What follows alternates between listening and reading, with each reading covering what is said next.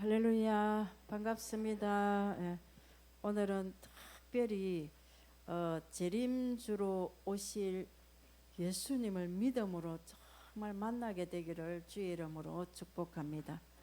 주님을 만나야 돼요. 주님을 만나야 우리가 주님 앞에 엎드려지지, 진짜 안 만나면 엎드려질 수가 없어요. 그 복을 받게 되기를 원합니다. 지난주 이어서 요한계시록은 이렇게 두 번째 1장으로 말씀을 이어서 전하도록 하겠습니다.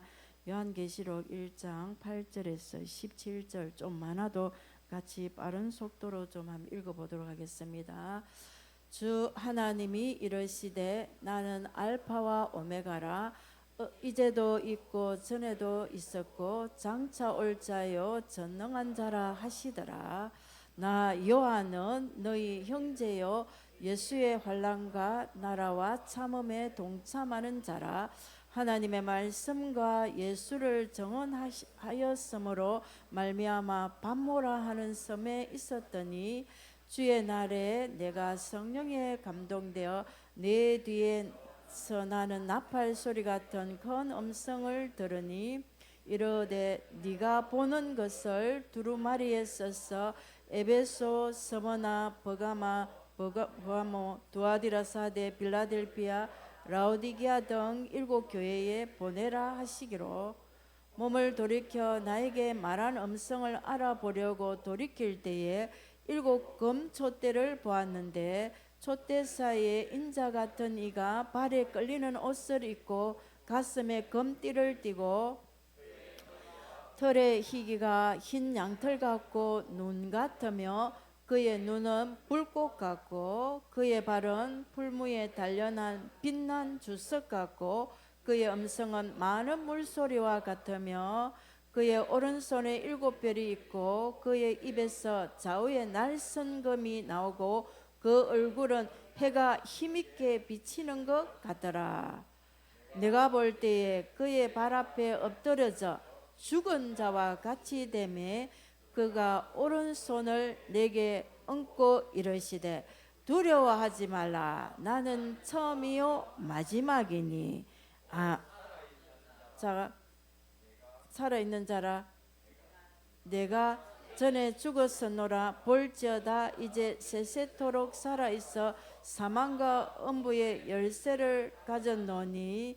여기까지 합니다. 아멘. 지난주에 계시록의 핵심이 뭔가 우리가 보면은요, 계시록의 핵심은 예수님의 계신데 예수님에 대해서 이렇게 나타내 보여주신 것인데 그 핵심이 뭐냐면은 재림주로 오실 예수님, 말하자면 반드시 속히 될 일이 예수님이 재림주로 이 땅에 심판주로 오실 것이다 하는 내용이 핵심입니다. 재림주로 오실 주님을 잘 알고 믿는 믿음이 지금은 필요한 때인 줄 믿습니다.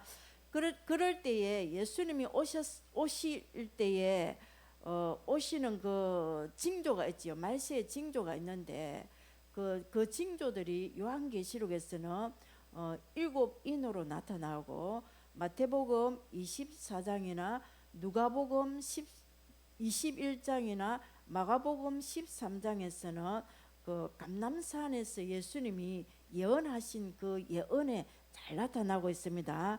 거기에 예수님이 오시기 전에 어느 때에 오신댔습니까? 예수님 오실 때에 그날 한란 후 적시로 해가 어두워지고 달이 빛을 내지 않고 하늘의 별들이 권능들이 하늘의 별들이 떨어지며 이런 역사들이 막 일어날 때 해가 빛을 잃고 달도 빛이 나지 않고 하늘의 별들이 막 떨어지는 이런 역사들이 일어날 때에 예수님이 이제 그때에 예수님이 구름 타고 능력과 큰 영광으로 오는 것을 보리라 했습니다.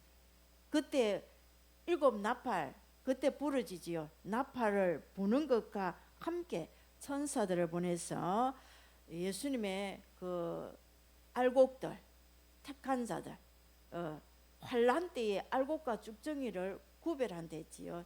손에 키를 들고 자기 타작마당에 알곡은 모아 곳간에 들이고 쭉정이는 모아서 불에 태우는 이 환란 이후에 예수님 오셔서 천사들을 보내서 하늘 이 끝에서 저 끝까지 그 알곡들 택한 자들을 사방에서 다 모아 공중 재림하게 되는 것입니다.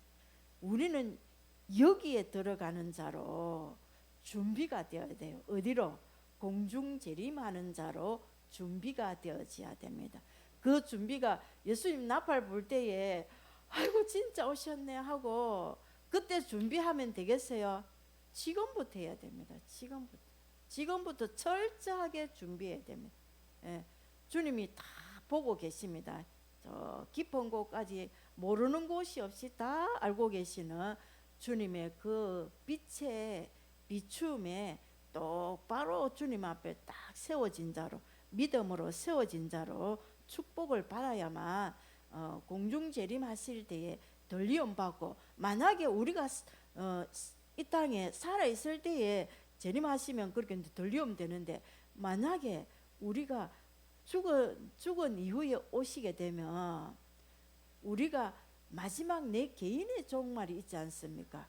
죽음이라는 내 개인의 종말에 갔을 때도 이 몸의 부활에 축복을 받아야만 예수님 재림 때에 그때 죽은 자가 먼저 일어나겠고, 그리고 그 땅에 있는 자들이 공중으로 재림할 때에 같이 다 재림할 때에 들리움 받을 수 있기 때문에 그걸 준비해야 되는 거예요. 그 준비하려면 어떻게 해야 되는지 오늘 주시는 이 말씀부터 하나하나 잘 준비되어야만 돼. 준비가 된다는 것은 무슨 뜻이겠어요? 믿음으로 내 것이 되어야 됩니다. 이 말씀들이 믿음으로 나의 말씀으로 돼. 정말 이대로 믿는 믿음으로 나아가야 됩니다. 아멘. 자, 오늘은 그 8절부터 한번 보겠습니다. 1장 8절 보면 주 하나님이 이르시되 나는 알파와 오메가라. 이제도 있고 전에도 있었고 장차 올 자요 전능한 자라 하시더라. 이렇게. 자, 알파와 오메가입니다. 알파 히브리어로 할 때에, 우리가 영어로 할 때는 ABCD 뭐 Z 이렇게 되지만 히브리가 아니요, 헬라어로 할 때에 헬라어의 첫 글자가 알파입니다. 헬라어의 마지막 글자가 오메가입니다. 다시 말하면 그걸 설명을 했지요. 알파와 오메가 곧 시작과 끝이 되시는 분으로 전에도 계셨고 이제도 계시고 장차 오실 예수님이십니다.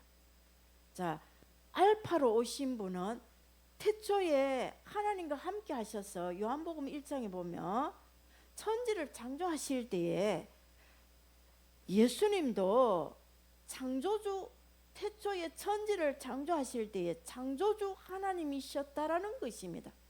이게 알파의 하나님이십니다.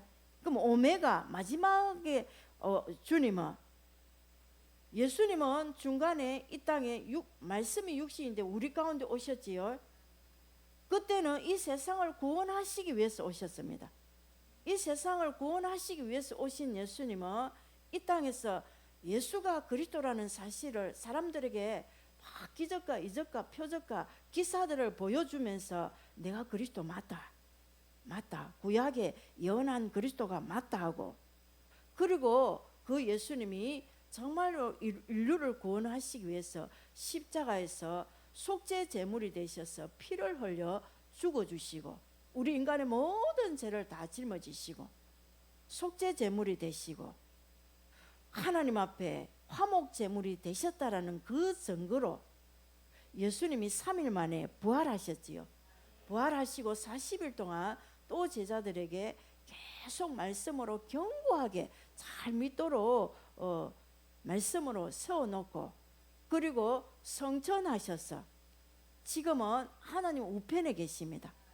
하나님 우편에 계시면서 지금도 우리를 위해서 중보하고 계시고, 우리를 위해서 예를 들어 하은이가 주님 앞에 딱 섰을 때에 하나님께 예수님이 중보하십니다. 하은이는 나를 잘 믿은 자입니다.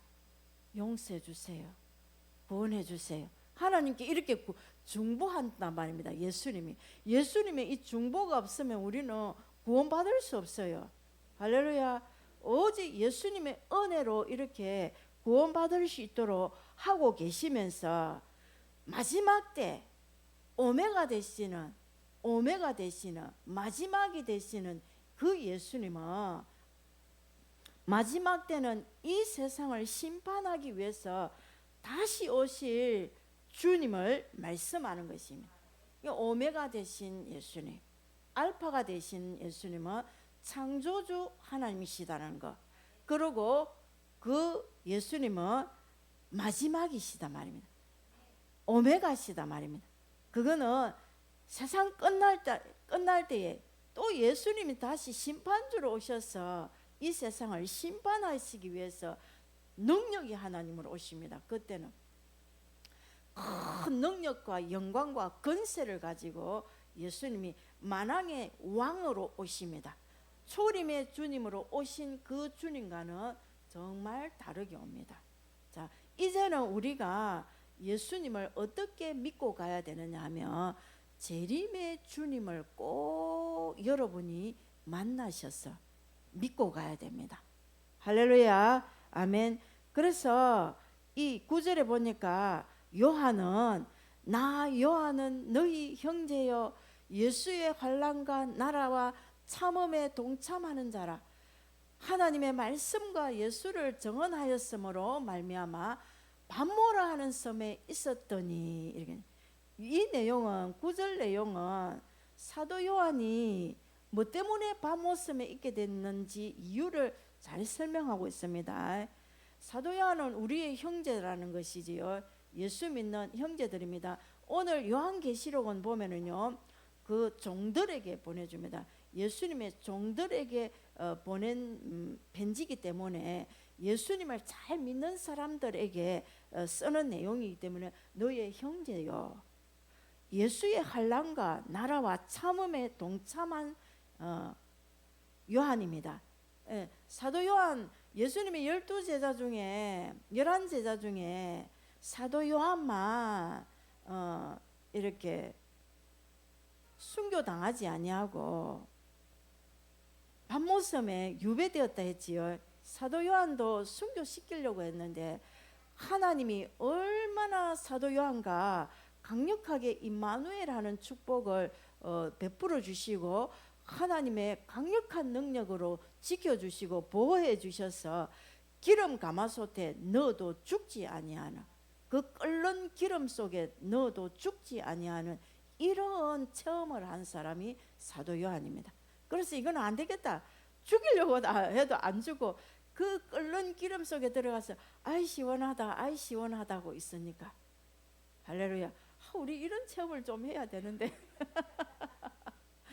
조금 체험해봐갖고 막 하나님은 뭐 물질 조금 주시고 뭐 조금 내 기대한 거 응답 조금 받은 거 그거 깔고 막 벙벙벙벙 뛰고 막 교만해가지고 막 내 위에 누가 있으랴 내가 왕이다 이러다가 또 하나님이 어떻게 합니까? 교만한 자를 물리치시고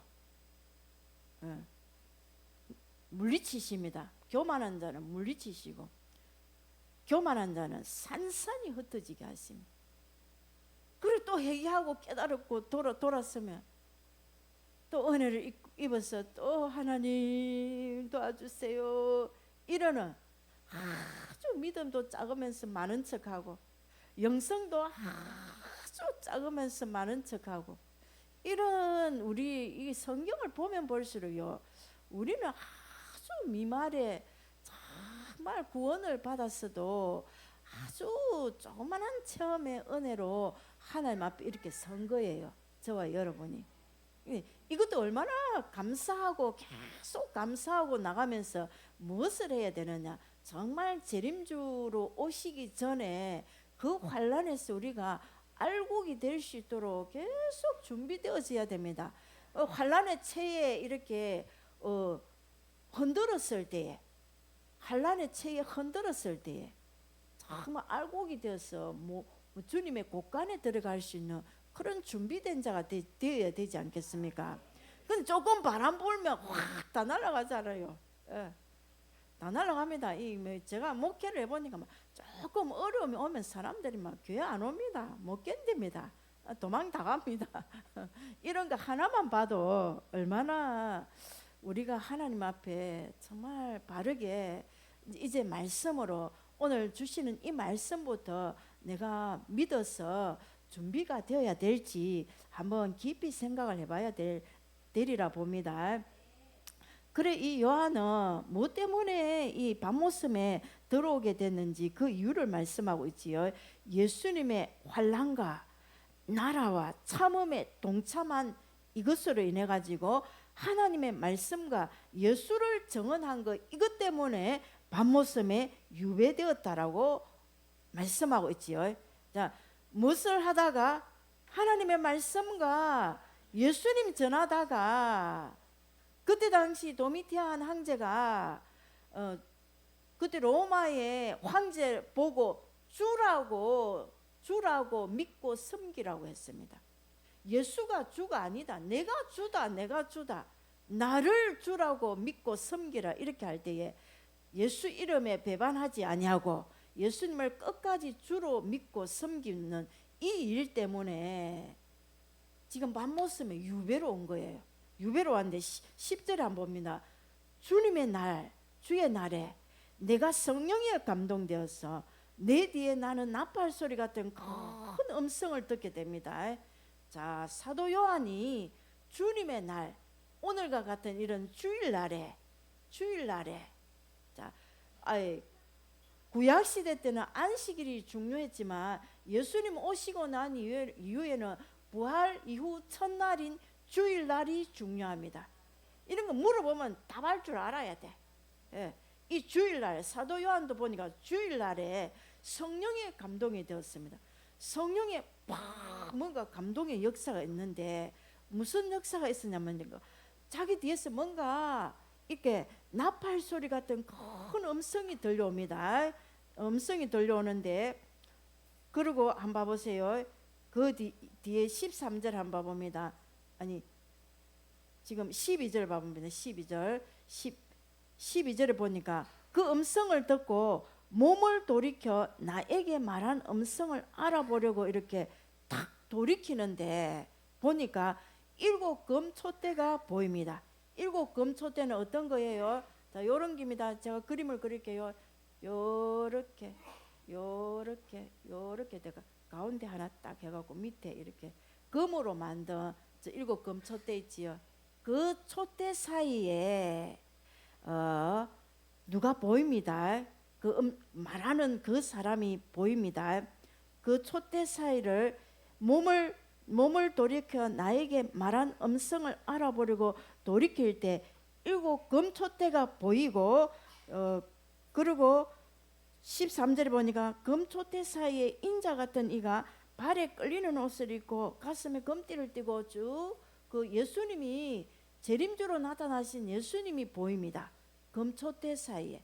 우리가 생각할 때 이렇게 그림처럼 그 촛대가 이렇게 뭐 자그마한 그런 것이겠나? 아니다 봅니다. 엄청 큰 촛대 사이, 촛대는 교회라 했거든요. 7 촛대는 교회라고 했습니다. 구약 때에는 보면은요, 이 교회에 하나님 성전 안에 7 금촛대가 이렇게 딱 성소에 들어가면 있어요.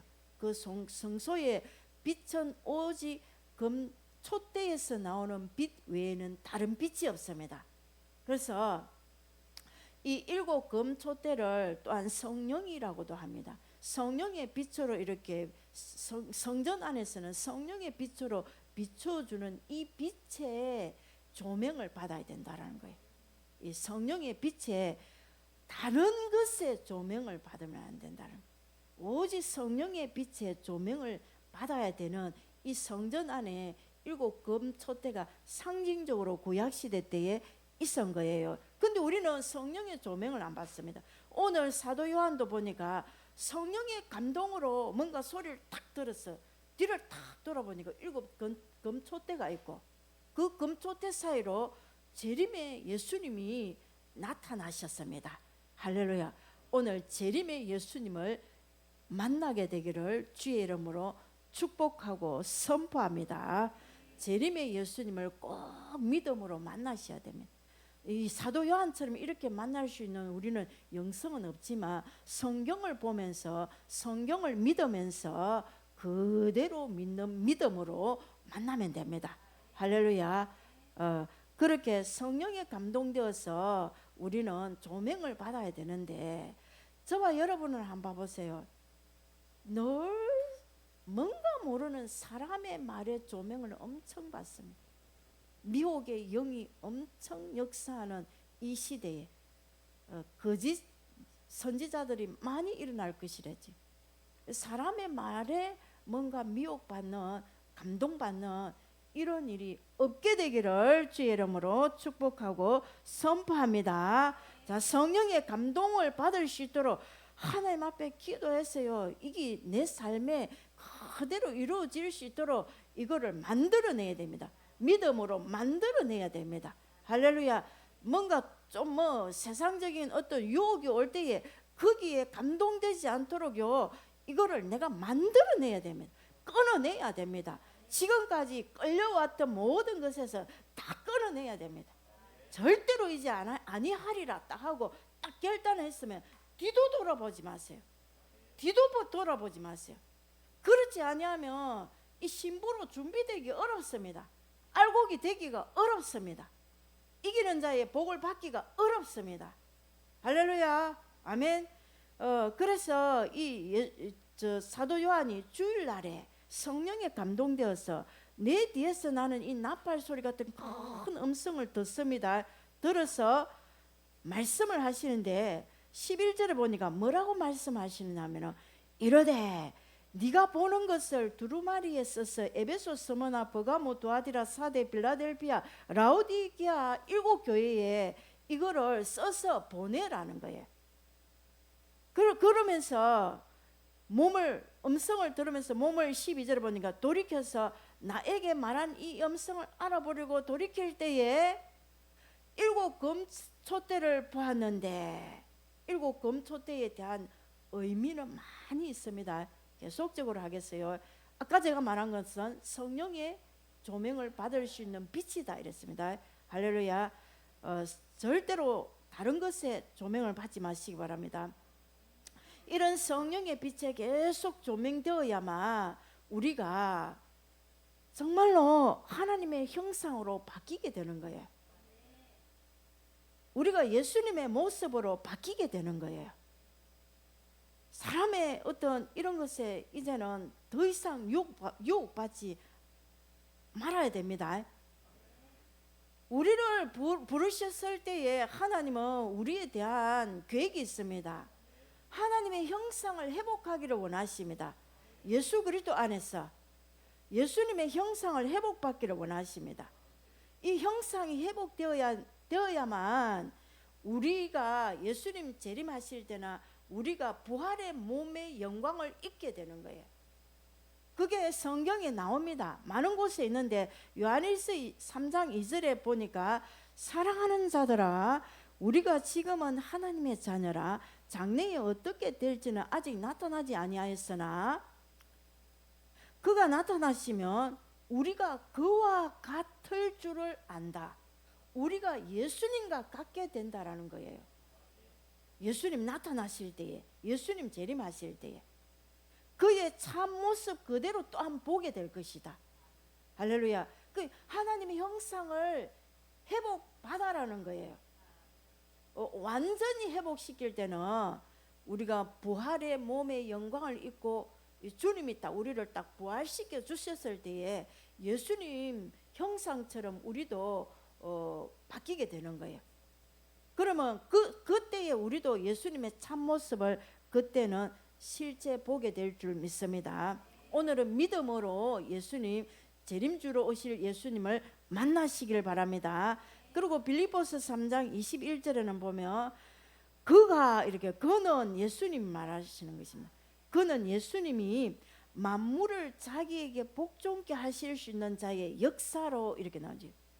예수님 이름 앞에 하늘에 있는 것이나 땅에 있는 것이나 땅 아래 있는 모든 것들이 예수님 이름 앞에 다 복종케 만든 이름입니다. 그래서 예수님은 만물을 자기에게 복종케 하실 수 있는 능력이 있어요. 그 능력의 역사로 우리 이 낮은 몸을 자기 영광의 몸의 형체와 같이 변화시킬 수 있는 능력이 있다는 것이. 그래서 우리는 막 죽으나 사나 오직 예수님만 다 믿고 붙잡고 가야 될 존재인 거예요. 할렐루야. 그 예수님으로 인해서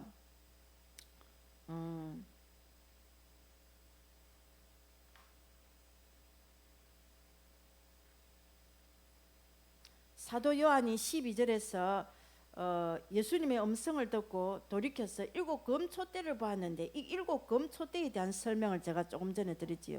성령의 빛으로 이렇게 조명받아야만 이렇게 부활의 영광의 몸을 입을 수 있다는 것입니다. 아멘. 그리고 13절에 한번 봅니다. 촛대 사이에 인자 같은 이가 발에 끌리는 옷을 입고 가슴에 금띠를 띠고, 자, 인자 하나님의 아들 예수 그리스도를 말하지요. 14절에도 봅니다. 그의 머리와 털의 희기가 흰 양털 같고 눈과 같으면 그의 눈은 불꽃 같고, 전체적인 모습이 나오지요. 15절에 보니까 그의 발은 풀무불에 단련한 빛난 주석 같고, 주석이 빛이 팍팍 납니다. 그의 음성은 많은 물소리와 같고, 음성도 막 카랑카랑합니다. 물이 폭포가 팍 떨어지는 곳에 가면은요, 그 엄청 우렁차지요. 그런 목소리 같고, 그리고 16절에 보니까 그의 오른손에 7별이 있고, 7별은 주의 종, 7별을 누가 붙잡고 있다? 예수님의 오른손에 7별이 있고, 그의 입에서 좌우에 날선금이 나오고, 그의 얼굴은 해가 힘있게 비치는 것 같이 엄청난 빛난 재림주로 오실 이 예수님의 모습을 말씀하고 있지요. 이 예수님을 딱 보니까 사도 요한이 17절에 보니까 내가 볼 때에 그의 발 앞에 엎드려져 죽은 자 같이 되매 그가 오른손을 내게 얹어서 이르시되 두려워하지 말라. 예수님 재림주로 오신 이 예수님을 사도 요한이 딱 보고 어떻게 되었다? 엎드려져 죽은 자 같이 되었다는 거예요. 재림주로 오실 예수님 앞에 우리는 어떤 자세를 가져야 되겠냐면, 사도 요한처럼 믿으면 정말로 재림주로 오실 예수님의 그 어떤 그 모습을 믿으면 예수님 앞에 엎드려져야 되겠지요. 자세가, 이런 자세가 나와야 돼요. 엎드려져야 되면, 죽은 자 같이 엎드려져야 되면 예수님 앞에 죽어져야 된다는 것이, 엎드려져 죽어져야 된다는 것이. 내가 낸데 하고 예수님 앞에서도 내가 낸데 하고 계속 빳빳하게 한번 세워보세요. 그럼 어떻게 돼요? 죽정이가 되어서 그는 따로 모아서 반드시 불에 태웁니다. 태워서 그 태움 받은 그 죽정이는 어디로 갑니까? 영원한 사망, 둘째 사망에 들어가게 되는 거죠. 자, 전체적으로 이렇게 안 보고 예수님 모습을 대강 이렇게 그림을 그려보시기 바랍니다. 이때 요한에게 나타나신 이 인자의 이 모습 앞에 사도 요한이요 엎드려져 죽어졌습니다. 예수님을 진정으로 만나게 되면, 정말 재림주로 오실 예수님을 우리는 말씀 속에서 진정으로 만나게 되면 안 엎드려질 사람이 아무도 없을 거예요. 진정으로 만나야만 됩니다. 그 만나는데 사도 요한처럼 이렇게 만날 수 있는 영성이 있으면 만나시면 더 좋고, 저는 그 영성이 안 돼서 이 말씀에 있는 주님이 정말 믿어지도록 믿을 수 있도록 주님 나를 도와달라고 이렇게 기도하면서 나아가고 있습니다. 이걸 조금만 묵상을 해봐도 좀 어떤 딱 문제 속에 딱 부딪혔을 때에 내가 죽어지더라고. 전에는 예수님 십자가를 생각하고 막 피를 뿌리고 이래도요 막 올라옵니다. 뭔가 막 살 올라옵니다. 막 자존심이 막 꺾어져 가지고 막 그럴 수가 있나 이렇게 해가지고 막 용서가 안 됩니다. 하나님 어째 그럴 수가 있습니까? 막 이렇게 했는데 정말 재림주로 오실 예수님을 내가 믿는 믿음을 조금 가지니까 금방 죽어지더라고. 할렐루야, 아멘. 오늘 여러분, 저와 여러분에게 정말로 이 예수님을 재림주로 오신 이 예수님을 본 것 같이 믿는 믿음이 있게 되기를 주의 이름으로 축복합니다. 아멘. 이 성경을 통해서 그대로 믿을 수 있도록 이번 주간에는 기도하여서 나의 말씀으로 만드시기 바랍니다. 이 요한이 본 예수님의 모습을 이제 자세히 한번 보도록 하겠습니다. 13절에 한번 봐봅니다. 촛대 사이에 인자 같은 이가 발에 끌리는 옷을 입고 있습니다. 발에 끌리는 옷은 이 제사장의 옷이에요. 제사장의 옷입니다. 다시 말하면 예수님은 대제사장으로 이 땅에 오셨다라고 말씀하고 있습니다. 자, 예수님이 지금 촛대 사이에 예수님이 오셨지요. 이 촛대는 1장 20절을 보니까 네가 본 것은 네 오른손에 7 별의 비밀과 7 검 촛대라 이렇게 나옵니다. 7 별은 7 교회의 사자요 이렇게 나옵니다. 7 교회의 사자가 누굽니까? 주의 종을 말하면 그 교회 담임 목사를 말하는 것입니다. 그 7 교회의 사자요 7 촛대는 7 교회라 이렇게 말해요. 교회에 나타나신 예수님을 말씀하고 있습니다. 자, 그 구약 시대 때도 한번 봅시다. 구약 시대 때도 하나님이 거하신 곳이 어디십니까? 성소입니다. 성소에 예수님이 아니고 하나님께서 출애굽기 25장 8절을 보면은 너희들이 내가 거할 그 처소를 만들어라 합니다. 내가 그들 중에 거할 성소를 그들이 나를 위하여 지어라 이렇게 명령했어요. 그 성소에 하나님이 거하시겠다라고 약속하고 있지요. 솔로몬 성전에도 마찬가지입니다. 솔로몬도 예루살렘 성전을 건축한 이후에 이 성전을 가르쳐서 주께서 영원히 거하실 처소라고 이렇게 말씀하고 있습니다. 열왕기상 8장 13절에 말씀하고 있습니다.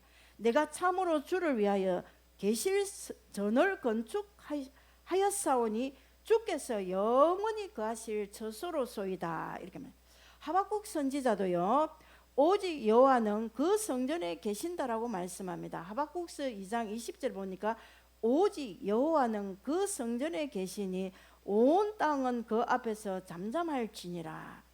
이 성전, 주님이 계시는 이 성전, 구약시대 때는 그 성전에 계시겠다라고 분명히 약속하고 계셨고 또한 계셨습니다.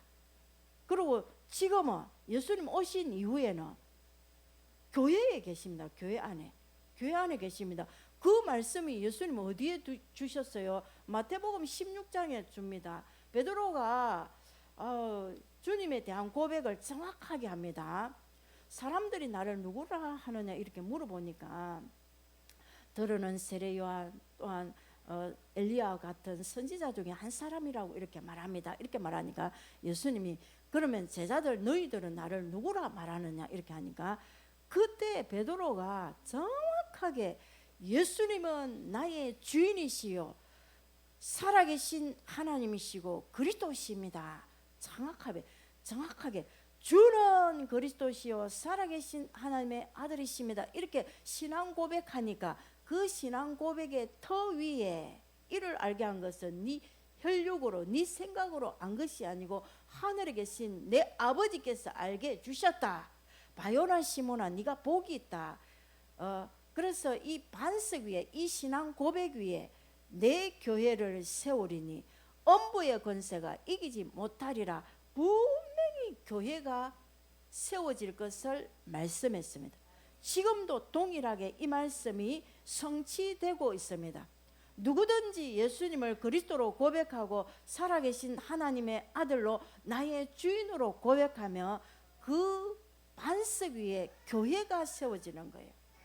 그 교회 위에 하나님이 함께 하십니다. 자, 그 교회 공동체도 교회고 우리 한 사람 한 사람도 교회입니다. 그래서 고린도전서 3장 16절 19절에는 보면 너희가 너희 몸이 하나님의 성전인 것과 성령이 너희 안에 거하시는 것을 알지 못하느냐. 우리가 교회입니다. 우리가 성전입니다. 할렐루야. 이 교회에 주님이 거닐고 계십니다. 지금 저는 그걸 상상하면서 막 기도를 해요.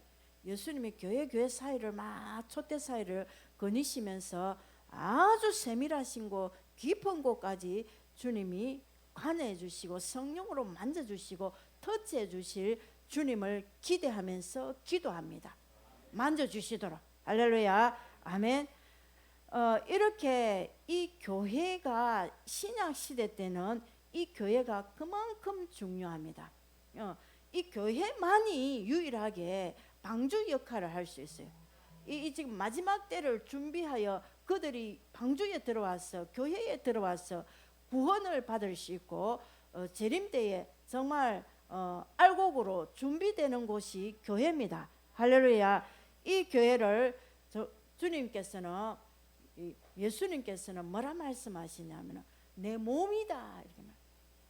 예수님은 우리의 머리가 되시고 우리는 몸이니까 몸의 어느 한 지체다 말입니다. 눈이 될 수도 있고 코가 될 수도 있고 입이 될 수도 있고 손이 될 수도 있고 발이 될 수도 있고 발가락이 될 수도 있고 코가 될 수도 있고 귀가 될 수도 있고 할렐루야. 여러 그리스도의 몸이라는 것이에요. 자, 이런 것들을 깊이 묵상하면서 믿음으로 깨닫게 되게 되면 정말 교회 한 사람 한 사람을 사랑하게 되겠지요. 그리고 내 몸이 하나가 어디에 눈이 아프면 온몸 전체가 다 아프잖아요.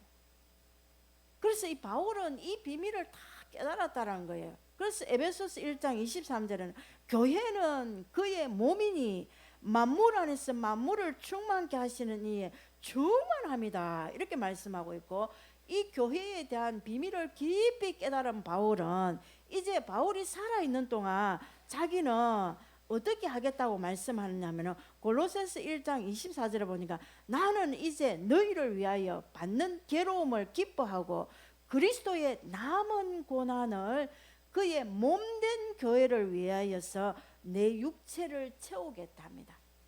이 말 쉽게 말하면 이렇습니다. 사도 바울은 이제 이 복음을 깊이 깨닫고 믿으면서 교회의 중요성을 깊이 깨달은 사람이에요. 그래서 교회를 세우기 위해서 이리가 와서 이것들을 무너뜨리지 않도록 하기 위해서 밤낮 주야 눈물로 기도하고 막 말씀으로 가르치고 막 재림주 오실 주님을 잘 맞이할 알곡으로 준비되도록 바울은 쉴 새 없이 3년 동안 막 에베소 이런 교회에서는 막 죽기 살기로 말씀을 가르칩니다. 할렐루야. 그렇게 하는 이 바울의 이 고백에 골로새서 1장 24절에 보면은요, 이제는 자기의 남은 생애를 그리스도의 남은 이 고난을 이제 자기도 주를 위해서 고난을 받는데 교회를 위해서 받겠다라는 거예요. 할렐루야. 교회를 위해서.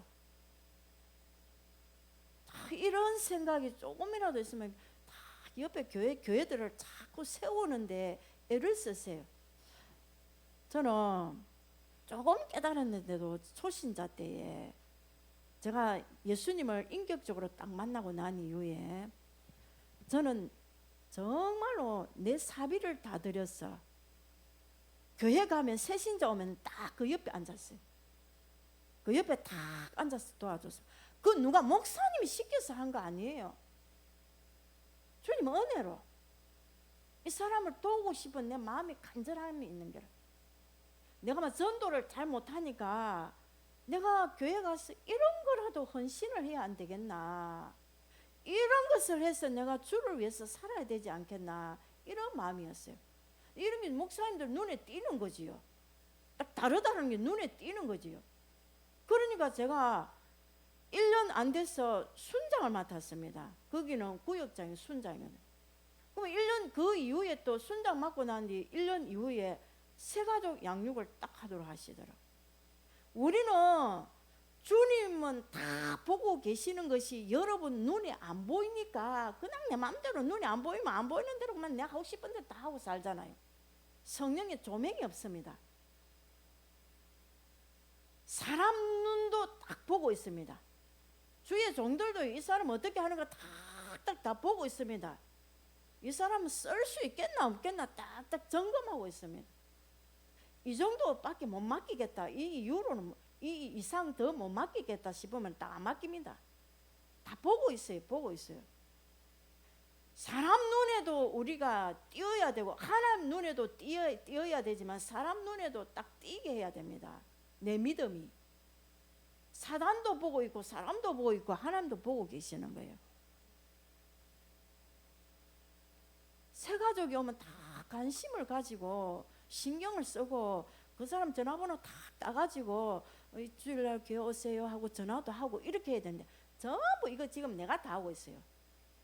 안 오는 사람 아침마다 내가 막 샤워하고 나와가지고 막 전화하고 막 요렇게 하고 있으면 신경 쓰는 사람이 없으니까 누구에게 맡겨줄 사람이 없어. 맡겨줘도 잘 안 해. 이 교회에 대한 어떤 이런, 정말 내가 예수님을 진정으로 만나서 믿는다면 그건 누가 시켜서 하는 거 아니에요. 성령님이 다 그 마음대로 주십니다. 주시면 주를 위해서, 교회를 위해서 자동 그냥 헌신하고 봉사하고 싶은 마음이, 자원하는 마음이 자동 생기는 거예요. 바울을 누가 교회를 위해서 네가 고난을 받고 교회를 위해서 네가 죽도록 충성해라, 뭐 누가 말했어요? 사람 말했습니까? 성령님이 알게 주셔서 바울이 그렇게 한 거예요. 바울의 서신서를 한번 봐보세요. 얼마나 주님 앞에 그렇게 헌신하고도 가는데, 주를 위해서 그렇게 죽기 살기로 하는데도 남은 구원시키고 자기는 구원받지 못할까 늘 두려워합니다. 우리는 우리의 모습 한번 봐보세요. 얼마나 이 제약되고 타락한 우리의 이 모습이 있는지. 내 조금 뭐가 아는 게 있고 뭐가 조금 뭐 하는 게 있으면 막 교만이면 저 하늘 끝을 찌르고 올라옵니다.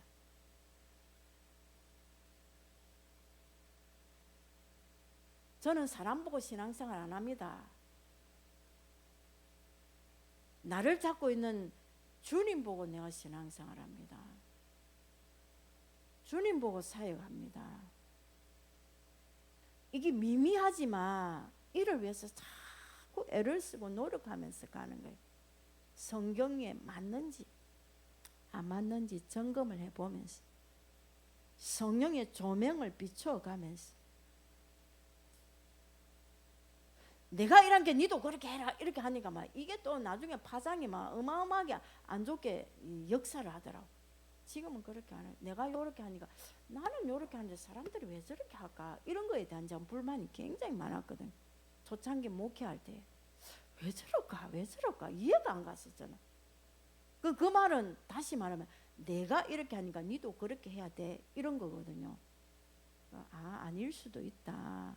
각자 하나님 주신 은혜와 믿음이 다 다르니까 아닐 수도 있다. 나는 이 교회 그래도 목사니까 다 품고 가야 되겠구나. 이런 결론을 내린 거예요. 이제 목회 비밀에서 이런 결론을 내린 거예요. 그래서 그냥 하나님 앞에 막 기도만 하는 거예요. 말 한번 툭 던져봤을 때 안 된다 싶으면 그냥 놔두는 거예요. 될 때까지. 주님이 해주셔야 돼요. 성령이 조명해 주셔야 되는 거예요. 사람은 이 사람의 하나님도요 의지까지는 바꾸지는 않아요. 자유의지를 주십니다. 그냥 조명은 해주십니다. 그럼 조명해 주실 때 그 말씀에 내가 딱 부복해야 돼. 내가 딱 복종해서 그만 알아서 기야 됩니다. 왜 재림주로 오실 그 주님이 심판주로 오셔서 알곡과 죽정이를 고를 것이니까 내가 정말로 이기는 자의 축복, 알곡의 축복을 받으려면 내가 알아서 기야 안 되겠습니까? 예수님한테 이길 수 있겠어요? 하나님 앞에 이길 수 있겠어요? 전에는 제가 막 말하면서 하나님한테 이길 수 있겠나? 좀 시키는 대로 해라 이렇게 했는데 지금은 그 말도 안 합니다.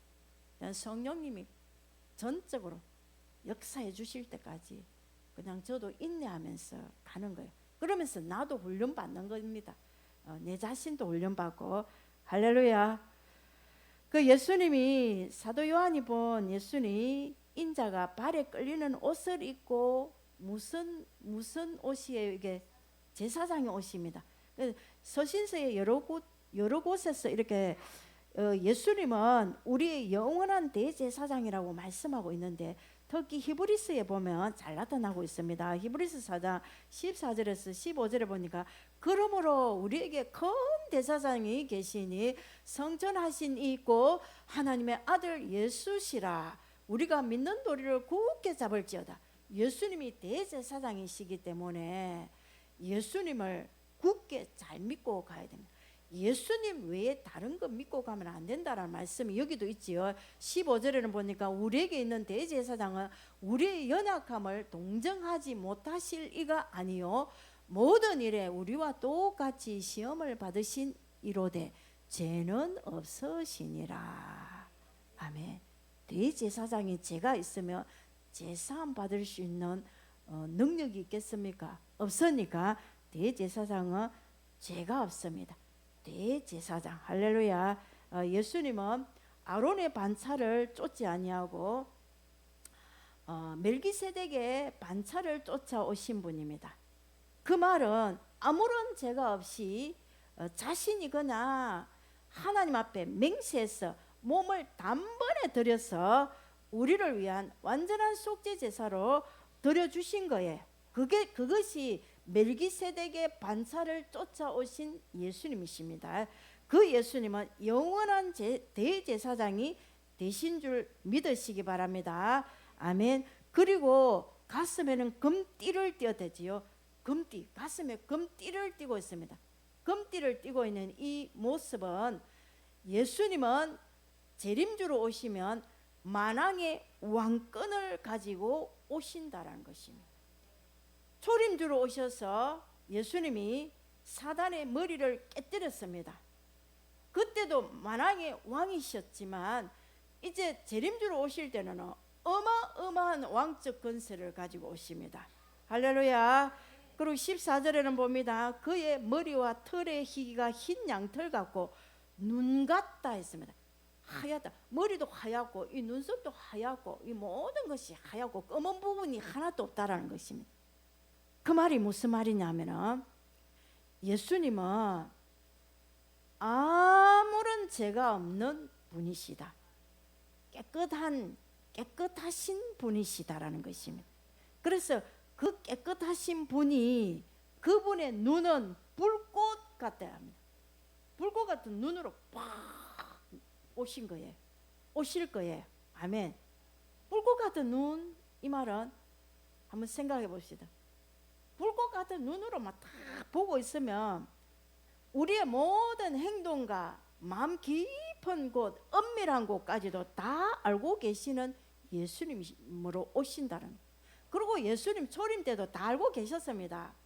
그건 내용들이 많이 있지 않습니까? 요한복음 4장에 보면 예수님이 이렇게 사마리아를 지나가다가 우물가에서 사마리아 여인을 만납니다. 여인을 만나서 그에게 복음을 전하려고 하실 때에 그때에 사마리아 여인 보고 뭐라 말합니까? 너 가서 네 남편을 데리고 오라 합니다. 그러니까 그 여인이 뭐랍니까? 내가 남편이 없다 이랍니다. 그러니까 예수님도 그래, 네가 남편이 없다 하는 말이 맞다. 네가 남편 5이 있었는데 지금 있는 그 남편도 네 남편이 아니다. 봐보세요. 네가 과거에 남편 5을 맞이한 것 과거 일 알지요? 지금 있는 그 남편도 네 남편이 아니다. 현재 일도 알지요? 다 아십니다. 그리고 그 빌립이 나다나엘을 전도해갖고 예수님께 이렇게 데리고 옵니다. 그러니까 예수님이 그 나다나엘을 보고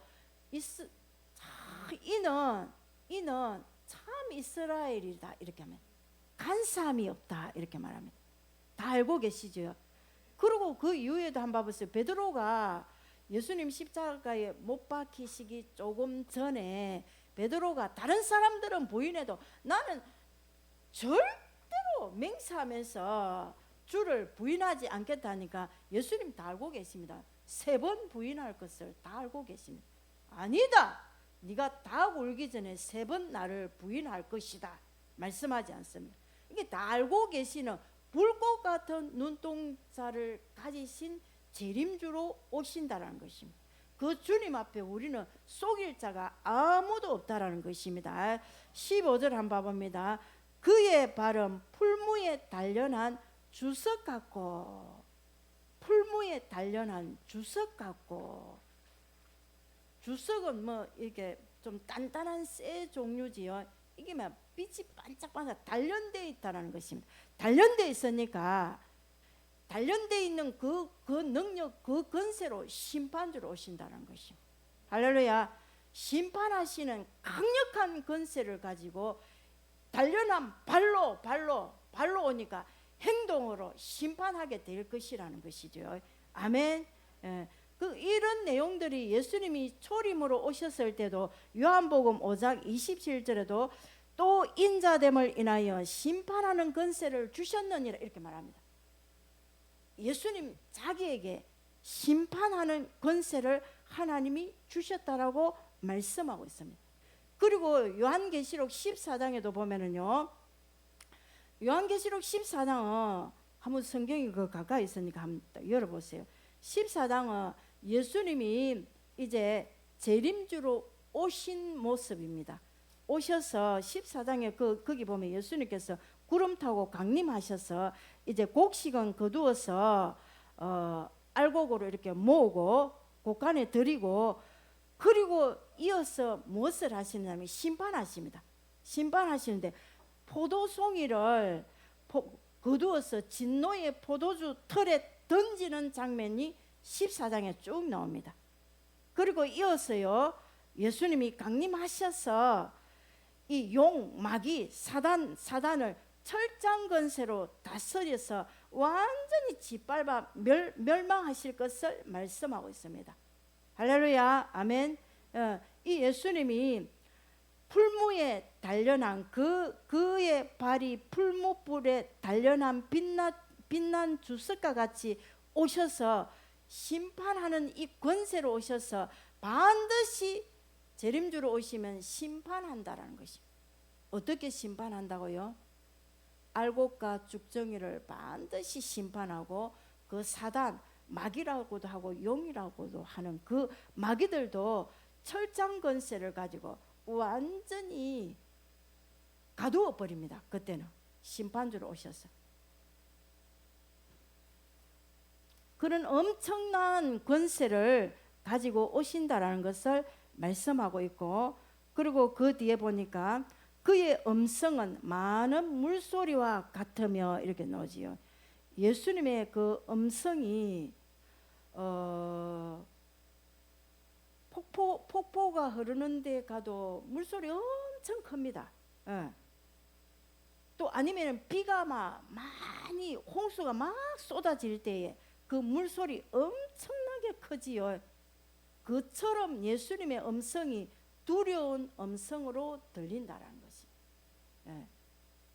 두려웠다라는 것입니다. 주의 음성이 두려웠다라는 것입니다. 재림주로 오시는 주의 음성은 심판주로 오시기 때문에 그 진노의 목소리가 엄청 두려운 음성으로 예견이 됩니다.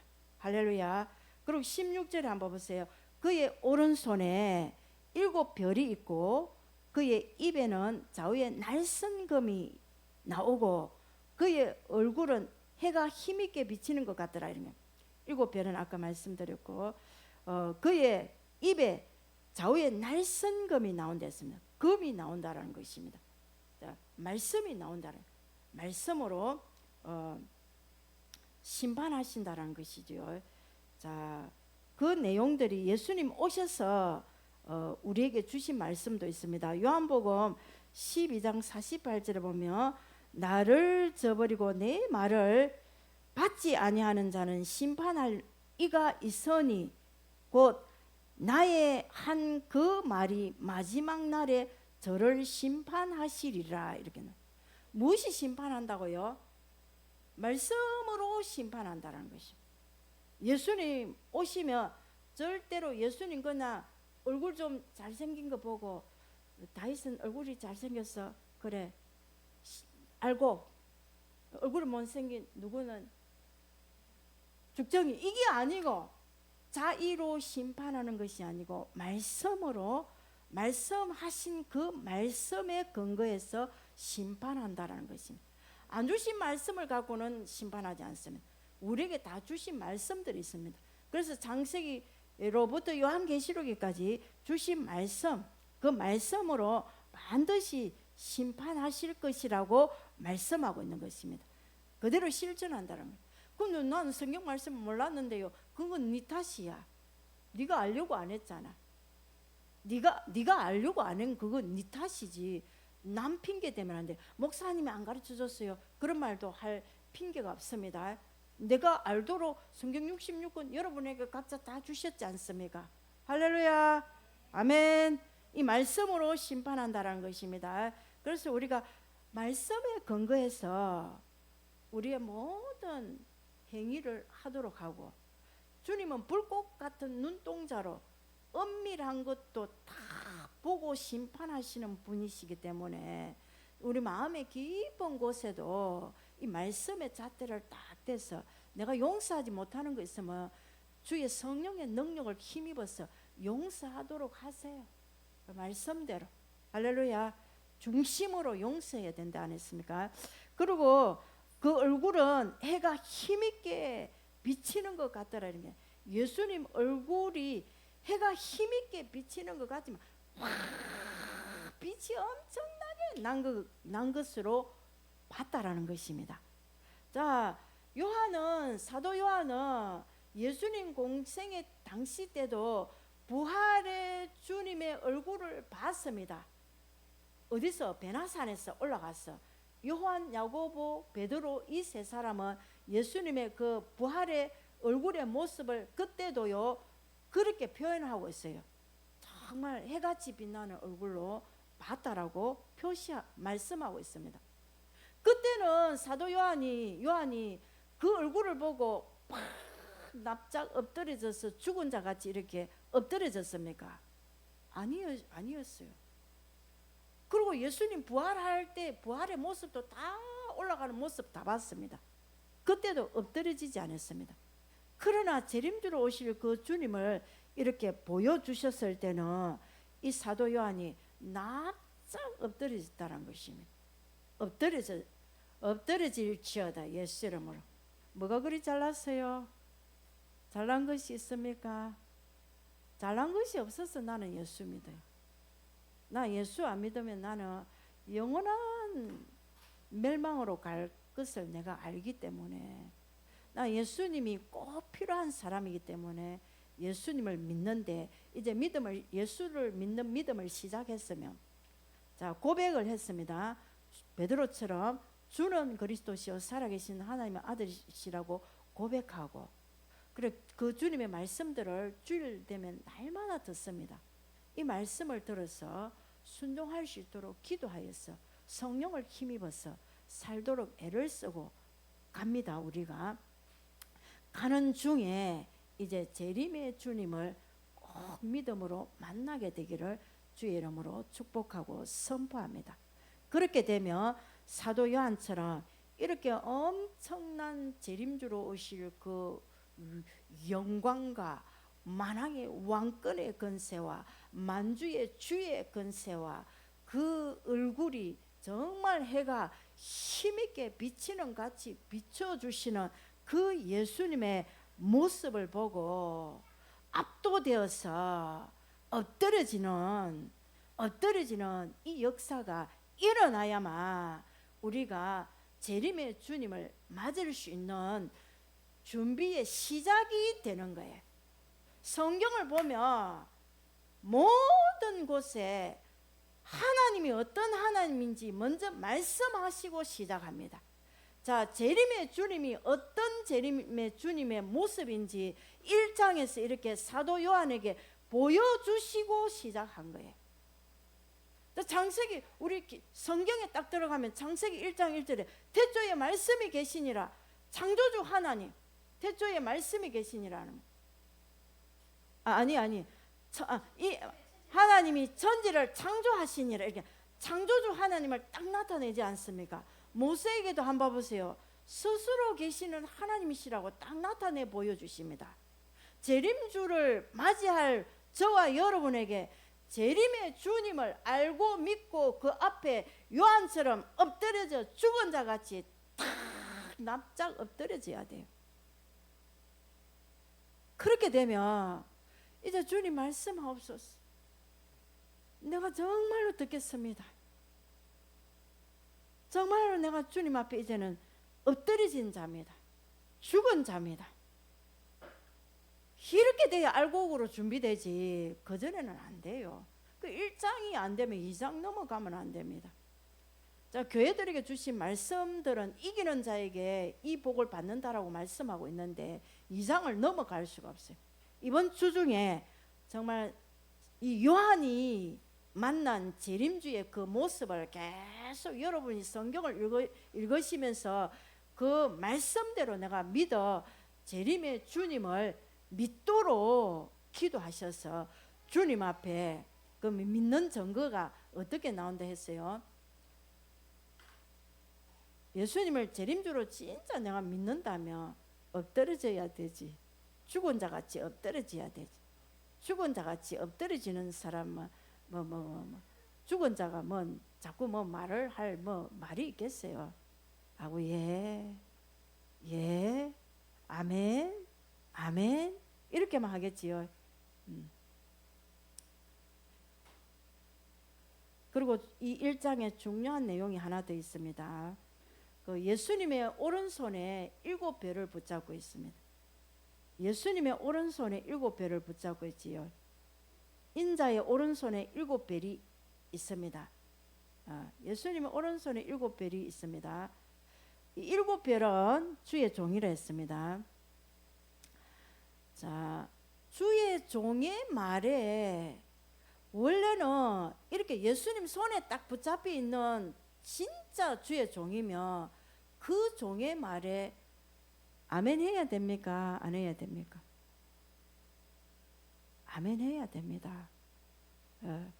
그런데 오늘날은 거짓 선지자들이 너무도 많으니까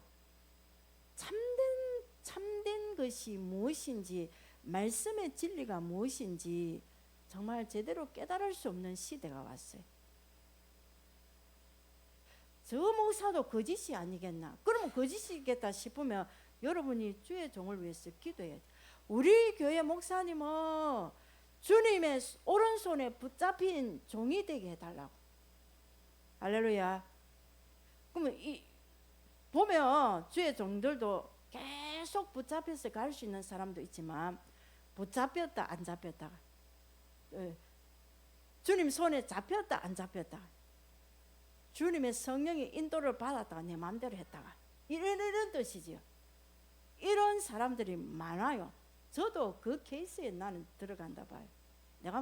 완전히 주님의 손에 온전히 붙잡혔다, 저도 말할 수 없는 존재입니다. 그래서 저는 붙잡히도록 기도를 해요. 매일 기도를 손 딱, 주님 내 손 잡아달라고, 내 손 잡고 나를 이끌어달라고.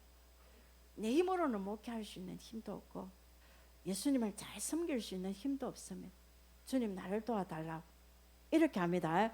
자, 그래서 여러분이 보실 때 아유 우리 목사는 좀 아니다 이렇게 하니까 목사 말 시키는 대로 안 해, 순종 안 해 이렇게 하시는 것보다도 그런 종이 될 수 있도록 기도하고 주의 종이 뭔가 말하면 순종을 해보면 그게요, 그게 재림주를 맞이할 수 있는 여러분의 키입니다. 키, 비밀입니다. 이 축복을 받아야 되지 않겠습니까? 우리 교회 속한 모든 성도들은 저는 정말로 예수 믿고 세례받아 구원받아 부활의 영광의 몸을 입고 예수님 계신 그곳에 들어가기를 원하는 정말 기도를 합니다. 또한 소원을 가지고 있습니다. 그렇게 되기를 주의 이름으로 축복하고 선포합니다. 아멘. 자, 예수님 당시 때도 예수님이 하신 말씀이 있어요. 마태복음 10장 40절에 보면 너희를 영접하는 자는 나를 영접하는 것이요 이렇게 말하고 있어요. 나를 영접하는 자는 나 보내신 이를 영접하는 것이다. 이렇게 제자들을 이렇게 둘씩 짝을 지어서 저 전도 현장을 보냅니다. 예수님이 보낼 때에 이 제자들 너희를 영접하는 자는 나를 영접한다고 말씀하고 있습니다. 예수님을 영접한다고 말씀하고 있습니다. 누구를 영접하는 자? 제자들, 그의 종들, 예수님의 종들을 영접하는 자는 예수님을 영접하는 것하고 똑같습니다. 나를 영접하는 자는 또한 나 보내신 이를 영접하는 것하고 똑같다 했습니다. 예수님을 영접하며 예수님의 아버지 되신 하나님을 또한 영접하는 것하고 똑같습니다. 그 얼마나 좋습니까? 여러분이 주의 종을 영접하면 예수님도 영접하게 되고 하나님도 영접하게 된다라는 말씀이지 않습니까? 아, 목사님 하고 싶은 대로 말해도 내 말 안 들어. 목사님이나 잘하세요 이렇게 하고 계속 한번 빗나가 보세요. 어떻게 하는지. 알곡이 될 수 있겠는지 없겠는지 한번 생각을 잘 해보시기 바랍니다. 워낙 시대가 주의 종들이 종같지 않는 사람들이 많으니까 싸잡아매서 그렇게 하면 안 된다는 거. 말씀대로 믿어야 돼요. 말씀대로. 비록 주의 종이 좀 부족하고 모자라도 정말로 말씀대로 그렇게 우리 교회 목사님은 은혜 받고 그렇게 주님의 오른손에 딱 붙잡혀서 갈 수 있도록 하나님 도와달라고 기도하시면서, 그러면서 주의 종의 말에 무시하시지 마시고 순종을 잘해야 돼요. 자, 주님의 말끝이 알아들을 줄 알아야 돼요. 그게 돼야 알곡이 되지. 목사님은 맨날 씨버리 봐라. 내는 내 알대로 할게다. 내 하고 싶은 대로 할게다. 해봐라 하면 해봐라. 그렇게 하고 계속 가는 자는 재림의 주님을 만나지 못한 사람이에요. 재림의 주님을 정말 만난 자는 그렇게 할 수가 없습니다. 정말 이 요한처럼 딱 엎드려지게 됩니다. 엎드려지고 죽은 자와 같이 됩니다. 제가 옛날에는요 하도 순종을 요구를 해도 말을 안 들었어. 내가 어떻게 했는가 합니까? 내 말이 틀린 말을 해도 여러분은 그 말대로 믿고 순종하면 여러분 자신은 복을 받습니다. 그래도 말 안 듣더라고. 계속 엇발라가지고. 저는 왜 그렇게 하느냐면요, 내를 뭔가 추종하고 따라오라는 거 아니에요. 말을 듣고 가면 여러분 신앙이 빨리 세워질 수 있으니까 빨리 하나님 앞에 정말 제자의 길로 가면서 이 하나님 뜻을 빨리 이룰 수 있고 주의 영광을 빨리 나타낼 수 있는 그 축복이 있는 걸 제가 알기 때문에 빨리 이렇게 내 말 좀 들으면서 빨리 하나 되어서 좀 이렇게 어싸 해보자 이거예요. 다른 거 없어요. 저는요. 그거 하자라는 거거든. 복음 전하자라는 거거든. 연합해서 하나 되어서 정말 주의 영광을 이제 교회가 좀 드러내보자 이거거든요. 말 안 들어 끝까지 안 들어요. 밖에 나가서 막 얼마나 내 욕을 많이 하는지, 있는 말 없는 말 자기 생각을 그대로 다 이야기 다 합니다. 자기 견해라 했지요. 제가 그거를 자기 견해를 말하는 거예요. 내는 안 그래요. 나는 내가 이대로 그냥 쓰가 있습니다. 자기들의 견해를 가지고 계속 이야기하는 거예요. 그럼 그거는 교회를 망가뜨리고 교회를 무너지게 하고 하는 도구의 역할을 우리가 하는 거잖아요. 그 얼마나 하나님 앞에 그게 뭐 알곡 만들어지는데 뭔가 일하고 있는 것입니까? 아니면 지금 사단의 쏘가 쭉정이 만드는데 일하고 있습니까? 잘 생각해 보셔야 돼요. 할렐루야.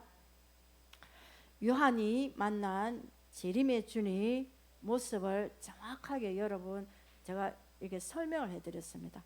아시고 여러분도 믿음으로 만나서 주님 앞에 엎드려지고 죽은 자와 같은 자가 되어서 주님을 두려워할 줄 알고 정말 재림의 주님 오실 그 주님을 기대하고 바라보면서 이제 주의 말씀에 온전히 순종하며 우리 교회가 재림의 주님을 맞이하는 데에 귀하게 쓰임받는 그러한 교회로 거듭나게 되기를 주의 이름으로 축복하고 선포합니다. 이번 주 말씀 잘 묵상하시면서 축복 받으시기 바랍니다.